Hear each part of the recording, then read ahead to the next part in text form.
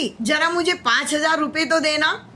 Ruby की सास ने रूबी को कहा था, मम्मी जी अभी पिछले हफ्ते आपको दिए थे 5,000 रुपये, आपने एक हफ्ते में खर्च कर दिए। मैं आपसे पूछ नहीं रही हूँ, मुझे लेकिन एक जानना चाहती हूँ थोड़ा सा कि आपने इतनी जल्दी कैसे खर्च कर दिए। वो क्या है ना कि मेरी एक सहेली को ज़रूरत पड़ गई थी, वो कह रही थी कि मुझे बहुत ज़रूरत है, हॉस्पिटल जाना है, मेरे पास पैसे नहीं है, तो मैंने वो 5,000 ऐसे के ऐसे उसे दे दिए। मेरा अपना कोई खर्चा नहीं था, लेकिन मुझे लगा ज़रूरत में दोस्ती दोस्त के काम आता है, तो मैंने उसको दे दिए। अब मुझे अपनी दवाई लानी है। मम्मी जी मैं आपकी दवाई तो ले आई थी, फिर आपको कौन सी दवाई लानी है? मैंने कहा ना मुझे पैसों की ज़रूरत है। ठीक है मम्मी जी मैं अभी लाकर दे देती हूँ। रूबी ने फिर से 5,000 रुपये लाकर अपनी सास के हाथ में दे दिए थे। कमला जी ने चुपचाप वो पैसे रख लिए थे। कोई नोक झोंक नहीं था, लेन देन भी नहीं था। बड़ी बहू ने घर संभाला हुआ था और रूबी बहुत अच्छे से घर संभालती थी। सास उसको घर देकर निश्चिंत थी, हर तरह का काम वो किया करती थी। छोटी चंचल इस बात को देख रही थी, तभी आकर सास के कान में कुछ सिखाया सास को कि जैसे बड़ी बहू से उसे जलन होने लगी थी।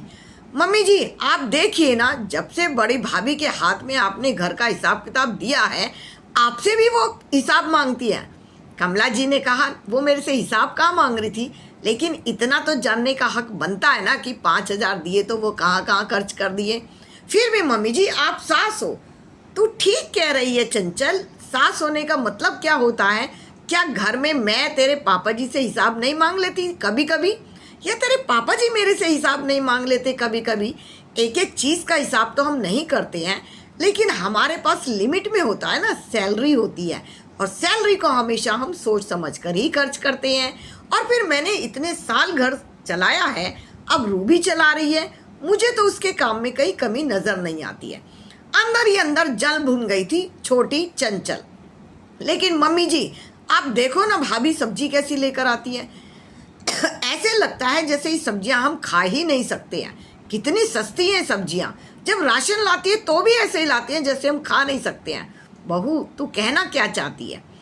जहाँ से हमारा राशन आता है ना वो मेरे ज़माने से आता है, उसकी दुकान का राशन हमेशा साफ सुथरा होता है और सस्ता भी होता है। हम बहुत ज़्यादा अमीरों वाले चोचले तो नहीं कर सकते ना, हम दाल चावल रोटी सब्जी ही तो खाते हैं, और वो बहू अच्छे से बनाती है। फिर शाम को उसने फिर कहा था, देखो ना मम्मी जी मुझे लगता नहीं है कि भाभी को घर चलाना तरीके से आता है। तभी बड़ी ने कहा था, कोई बात नहीं, इस महीने हम छोटी के हाथ में दे देते हैं। सास ने बड़ी को देखा था और कहा था, बेटा तेरे फैसले से मैं खुश हूँ, अगर तू फैसला कर रही है तो सोच समझ कर ही कर रही है। रूबी की किसी बात को भी नहीं काटा था कमला जी ने, और इस महीने के एंड में आते आते उन्होंने 1 तारीख को चंचल के हाथ में पैसे थमा दिए थे घर खर्च के। चंचल मनी मन खुश हो गई थी, मन में लड्डू फूटे थे। आज तो जैसे लॉटरी लग गई थी। अब मैं इन पैसों में से बचाऊंगी और बचाकर अपने पर्स में रखूंगी और घर को भी दिखाऊंगी कि रूबी कितनी गलत थी और रूबी पैसे बचा बचा कर कहाँ ले जाती थी। अगले ही दिन दोनों बच्चे आ गए और दोनों बच्चों ने कहा, चाची मम्मी ने कहा है स्कूल की फीस जाएगी। स्कूल की फीस इन पैसों में से? हाँ चाची इन्हीं पैसों में से स्कूल की फीस जाएगी, 5,000 रुपये दे दीजिए। चंचल ने सोचा ये कौन सी बड़ी बात है, इस बच्चों की पढ़ाई सबसे पहले होती है। 5,000 निकाले और बच्चों की फीस के लिए दे दिए। अब शाम को सब्जी लेने गई, सब्जी लेने वाले से पहले सिलेंडर आ गया। सिलेंडर हमेशा 900 रुपये का आया करता था, लेकिन सिलेंडर वाले ने कहा 1,500 रुपये भी नहीं, 2,000 लूँगा। आपको पता है सिलेंडर की कमी हो गई है आजकल, पीछे से सिलेंडर आते ही नहीं है। 2,000 देने हैं तो ले लीजिए, वरना रहने दीजिए, मैं किसी और को दे दूंगा।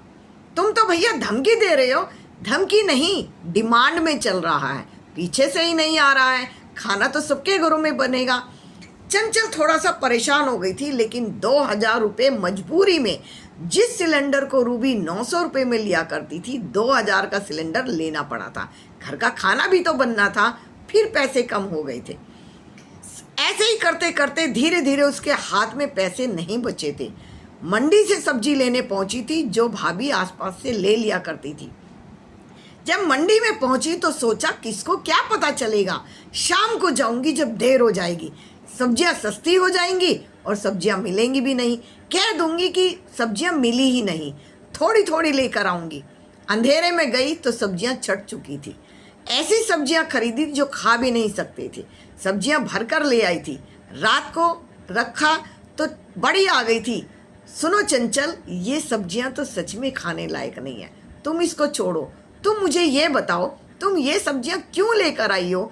तुमने तो मुझे कहा था भाभी अच्छी सब्जियां खरीदते हैं, हम अच्छी सब्जियां खाते हैं। वो कुछ नहीं भाभी, मुझे लगा था कि इसमें काम चल सकता है। लेकिन एक बात का ध्यान रखना, अगर हमने गंदी सब्जियां खाई ना तो डॉक्टर का बिल बढ़ जाएगा, तो ये वाला काम आपको नहीं करना है।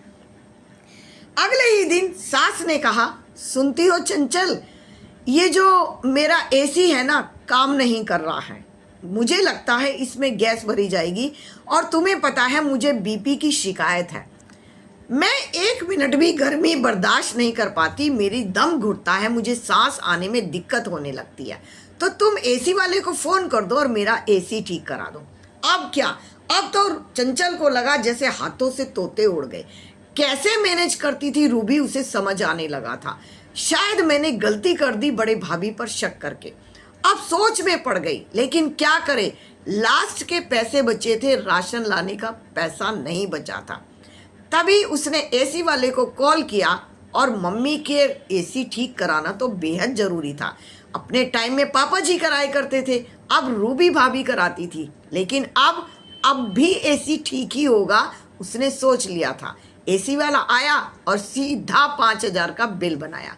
हाथ लगाने के ही 1,000 रुपये ले लेते हैं एसी वाले। 5,000 का बिल बन गया, राशन नहीं आया था। तभी वो अंदर बैठी थी और चाय भी नहीं पी रही थी। रूबी उसके कमरे में आई, जो कभी नहीं आया करती थी। क्या हुआ चंचल, सब ठीक तो है? नहीं भाभी, कुछ नहीं, राशन लाना था, सोच रही हूँ। मुट्ठी से 5,000 रुपये निकाले थे रूबी ने। मैं समझती हूँ तुम मुझे नीचा दिखाना नहीं चाहती थी, तुम सिर्फ ये जानना चाहती थी बड़ी भाभी इतने पैसों में मैनेज कैसे करती है, मैं कम में करके दिखाऊंगी।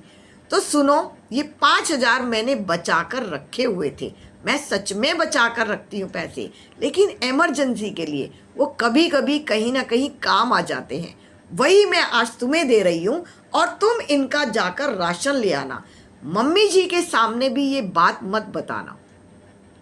भाभी, मैं कितनी गलत थी, मैंने तुम्हें गलत समझा। मेरे मन में एक जलन आ गई थी कि आपका मान सम्मान घर में ज़्यादा होता है, मेरा कम होता है।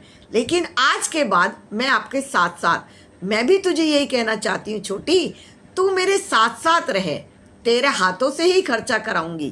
पहले तू सीख ले, कुछ चीज़ें सीखने लायक होती हैं, तू भी सीख।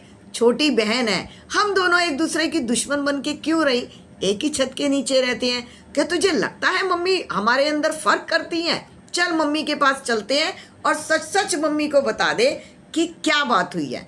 मम्मी के पास गई थी दोनों और रूबी ने बताया था, मम्मी जी इस बार खर्चा कुछ ज़्यादा हुआ है, रूबी थोड़ा, ये चंचल थोड़ा परेशान है, मैं अब इसका साथ दूंगी, मैं इसे हर जगह रखूंगी, आप क्या कहती हो? सास तो खुश हो गई थी, क्योंकि उन्हें पता था कि दोनों बहुएं अब मिलकर काम करने वाली हैं। बड़ी बहू छोटी को सिखाएगी। सास भी तो यही चाहती है, सास बहू को कंट्रोल करना कभी नहीं चाहती है, वो हमेशा उसे घर संभालना सिखाती है।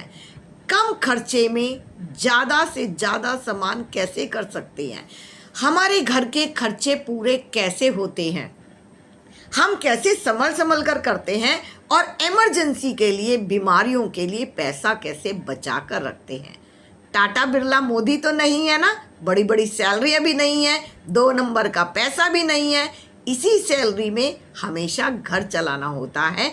छोटी बहू ने सीख लिया था, बड़ी बहू ने साथ दिया था, और आज कमला जी इतनी खुश थी कि उसकी दोनों बहुएं मिलकर घर को चलाने वाली थी। कमला जी बेहद सुलझी हुई और समझदार सास थी।